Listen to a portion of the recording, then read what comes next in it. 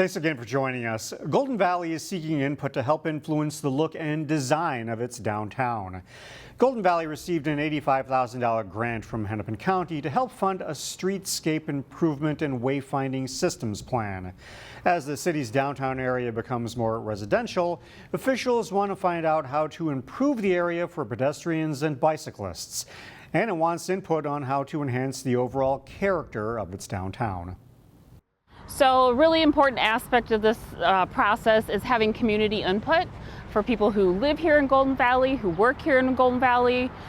We want to get their opinion and feedback on accessibility, what they'd like to see, what's important for them as a user of the downtown area. People can weigh in by taking an online survey. We have a link to that on ccxmedia.org. City officials will present their final report to the City Council in October. A new restaurant is coming to Plymouth, one that includes the Big Boss. Boss's Pizza and Chicken plans to open next to the Ramada Hotel in the former Green Mill space. The new restaurant will specialize in roasted chicken and custom pizzas. That includes the Big Boss, a 32-inch pizza. The new restaurant plans to open July 1st. In Maple Grove, a prominent restaurant space that's been vacant for more than a year will soon have a new tenant.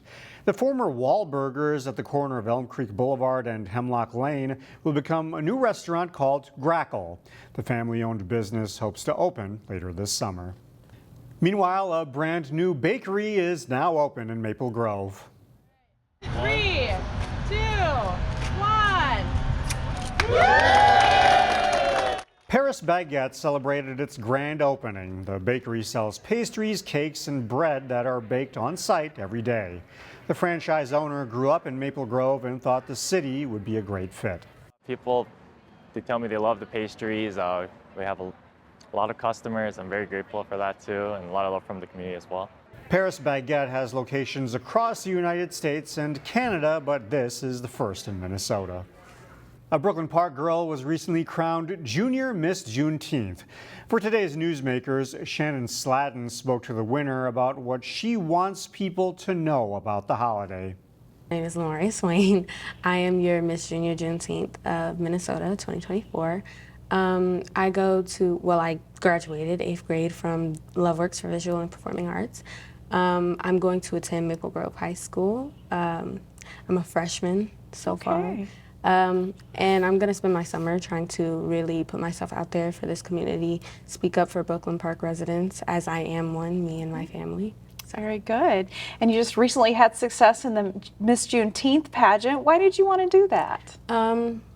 What this means for me is to really show that my ancestors didn't do this for no reason. I want to show that Black people can succeed when we're given the opportunity, that there's so much more out there for us, that these stereotypes are just stereotypes. Mm-hmm.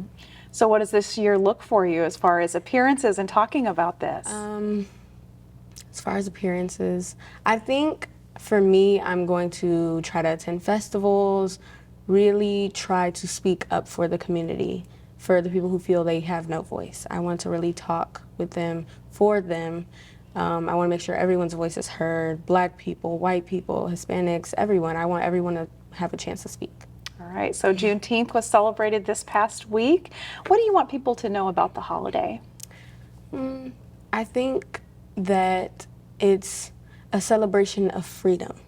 You know, this is Freedom Day for Black people, and I want everyone to know that this is inclusive. You know, not only Black people can celebrate this holiday, this is for everyone.